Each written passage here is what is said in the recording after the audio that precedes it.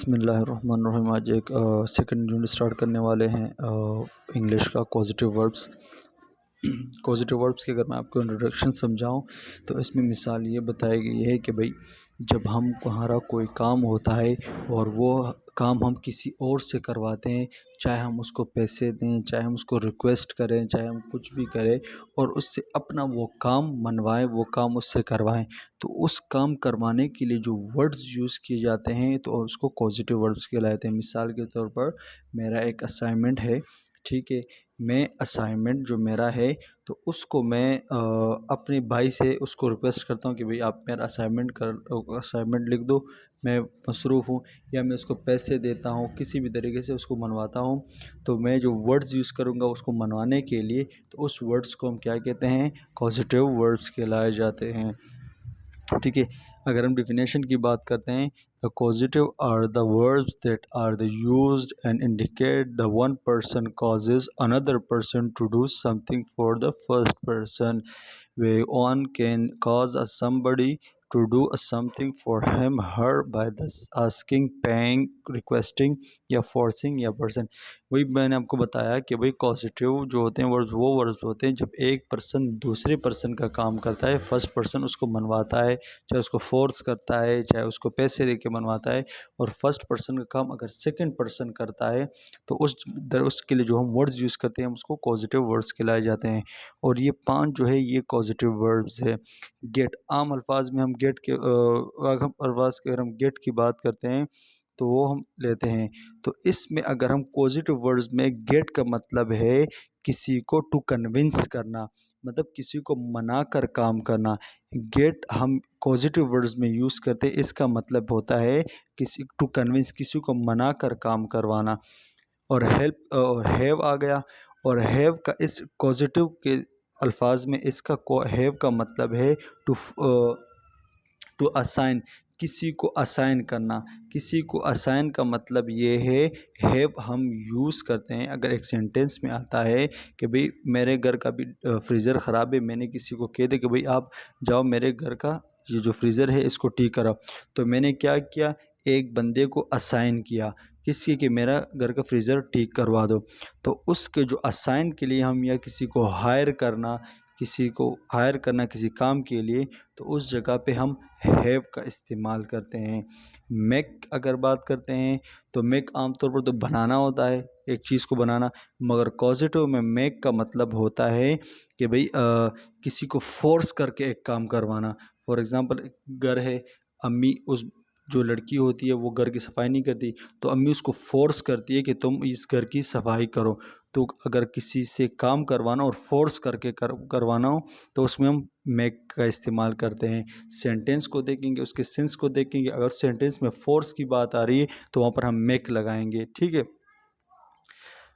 अच्छा, इस तरह लेट की बात करते हैं तो लेट पॉजिटिव में यूज़ करते हैं अलाउ के लिए। लेट का लफ्ज़ जो होता है इस पॉजिटिव में हम अलाउ के लिए यूज़ करते हैं। फॉर एग्ज़ाम्पल मेरी गाड़ी है, मैं दूसरे दोस्त को कहता हूँ कि आप मेरी गाड़ी चला दें, तो मैंने उसको क्या किया, अलाउ कर दिया।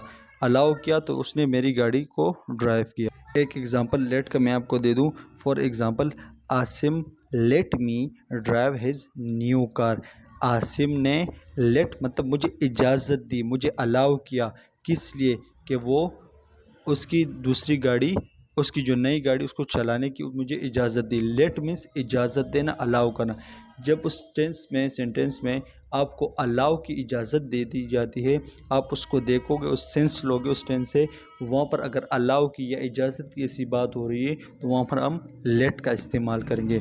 और हेल्प तो हम इस्तेमाल करते ही करते हैं, हर उसमें हेल्प का एक ही मतलब होता है, हेल्प करना, ठीक है। अच्छा, यहाँ पर बताया कि पॉजिटिव वन हैव और गेट समथिंग डन।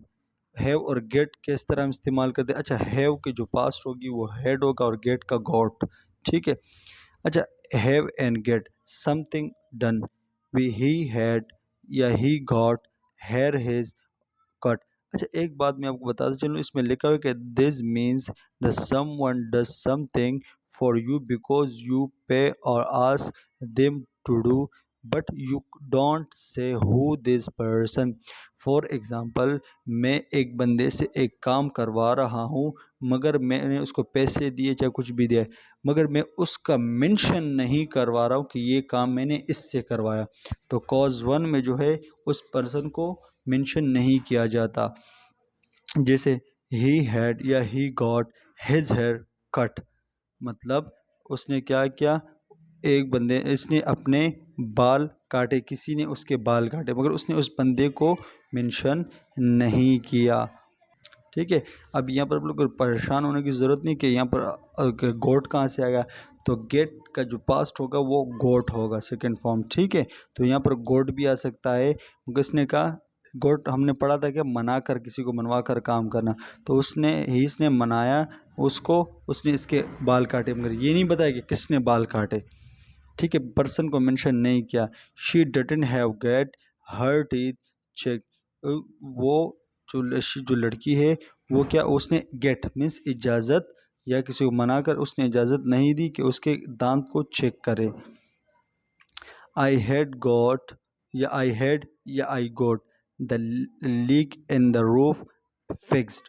क्या क्या, वे आई हैड भी कह सकते हैं, या मतलब मैंने आपको बताया ना, हैव की जगह जो हम वो क्या, वो हेड इस्तेमाल होगा।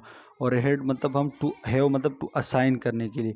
मैंने एक बंदे को कहा, किससे लेकर कहा, कि मेरी जो छत है उसके अंदर लीकेज है, उसको फिक्स करने के लिए मैंने असाइन किया। मैंने उस बंदे को मेंशन नहीं किया। जब भी हम एक टेंस वगैरह बनाते हैं और एक काम करवाते हैं, तो उस बंदे को अगर मेंशन नहीं करते हैं तो उसको हम कॉज 1 कहलाया जाता है। ठीक है। कॉज 2 में वही सेम चीज़ें हैं, मगर इसमें बंदे को मेंशन किया जाता है। अगर हम किसी से काम करवाते हैं तो हम उस बंदे को मेंशन करते हैं। The teacher had the students write a test.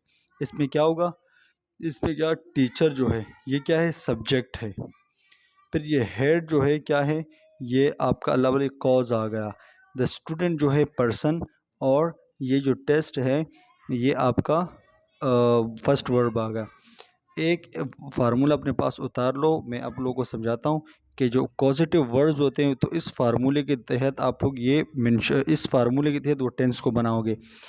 इस पॉजिटिव वर्ब्स का जो फार्मूला है वो सब्जेक्ट आएगा, फिर प्लस, फिर कॉज आएगा, फिर प्लस, फिर पर्सन, उसके बाद प्लस के बाद फिर वर्ब की फर्स्ट फॉर्म आएगी। ये पॉजिटिव की बात हो रही है। ठीक है।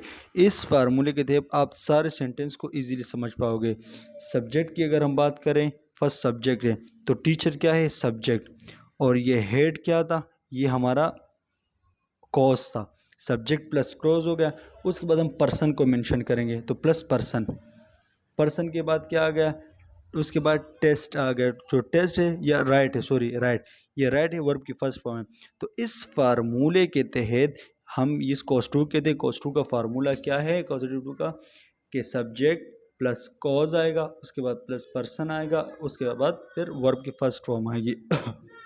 और वर्ब की फर्स्ट फॉर्म के बाद जो भी चीज़ होगी वो ऑब्जेक्ट आ जाएगा।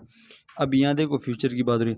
आई will have my assistant you call you right the detail. I, अभी यहाँ पर आई विल, ये आई जो हो गया ये सब्जेक्ट है, हैव क्या है, ये कॉज आ गया। माई असिस्टेंट, पर्सन को इसने मेंशन करे तो पर्सन आ गया। तो फिर क्या, कॉल, फर्स्ट फॉर्म आ गई, call you to with the details. तो ये मैंने आपको बता दिया। तो इस फार्मूले के तहत जब भी हम पर्सन को मेंशन करते हैं, कॉज 2 है। और इसका जो कंप्लीट फार्मूले सेंटेंस को समझने के लिए आप उस फार्मूले के तहत जब चलेंगे तो आपको जो सेंटेंस है वो इजीली समझ आ जाएगी। I had the handyman fix the leak. Handyman जो प्लम्बर को कहते हैं। आई सब्जेक्ट आ गया, हेड जो सेकंड फॉर्म आ गई, हैव की सेकंड फॉर्म आ गई, और ये कॉज आ गया। उसके बाद क्या है, पर्सन मेंशन होगा, तो पर्सन का क्या है, पर्सन हैंडीमैन आ गया, और उसके बाद जो वर्ब की फर्स्ट फॉर्म फिक्स आ गई। तो ये एक कंप्लीट फार्मूला है जिसके लिए पॉजिटिव वर्ब को आप समझ सकते हैं। ठीक है। और पॉजिटिव वर्ब जो वो होंगे जिसमें आप पर्सन को मेंशन करते हैं। और इसी तरह मैंने आपको बताया था कि सेकंड, अभी उसी गोड को दोबारा उन लोगों ने मेंशन किया है। अच्छा, गेट 3 क्या है, the means someone does something for you because you persuaded या encourage tell them to you like them to do something, then you do so. The construction feel and natural neutral then the ones. कहते अगर आप इसमें किसी को मतलब मनवा कर काम करवाते हो या किसी को फोर्स कर काम करना या किसी को मनवाना या किसी के हेल्प करना या किसी को आप अलाउ करते हो को आपका काम करे, ठीक है, तो वो कॉस्ट्री में आ गया। जैसे कि I finally got my kids to do the bed to go to the bed. We finally I got, मैंने आपको बताया था गेट का सेकंड फॉर्म है गॉट, तो मना कर, गॉट मतलब मना दिया, मैंने फाइनली मनवा दिया अपने बच्चों को, किसके लिए, to go to bed, bed में जाने के लिए, सोने के लिए।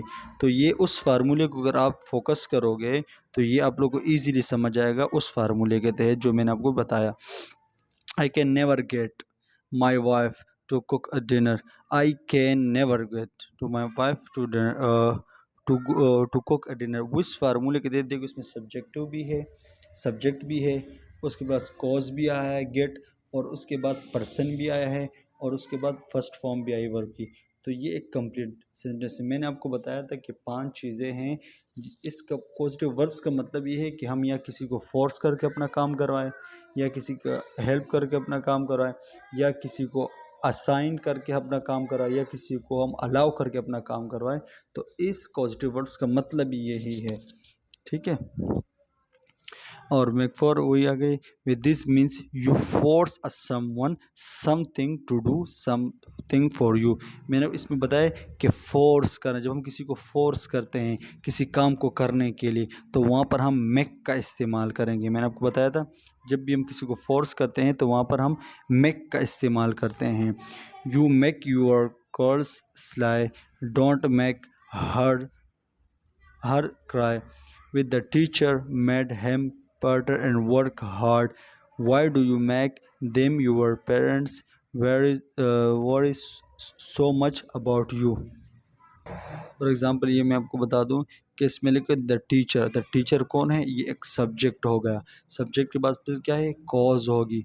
तो मेक का सेकंड फॉर्म क्या आएगा, मेड आएगा। तो मेड मतलब फोर्स करना, यहाँ भी मेक और मेड एक ही मतलब है, फोर्स किया, टीचर ने फोर्स किया। उसके बाद कॉज के बाद पर्सन आएगा, तो पर्सन हिम, ठीक है। और उसके बाद फर्स्ट फॉर्म आ गई तो वर्क। तो उसने कहा कि टीचर ने फोर्स किया उसको वर्क, हार्ड वर्क करने के लिए फोर्स किया।